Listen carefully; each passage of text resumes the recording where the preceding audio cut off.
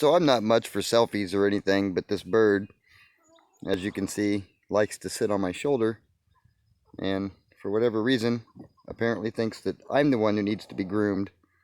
But if you look at her face, she's a mess. Yes, you. However, I could get her instant attention. You want some food?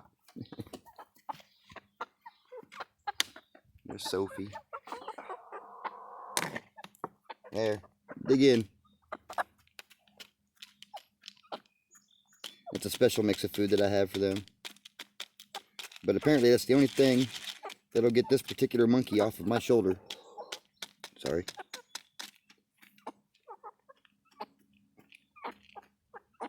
And she is always talking. She sounds like a mix between a goose and a duck. Alright, guys. Air.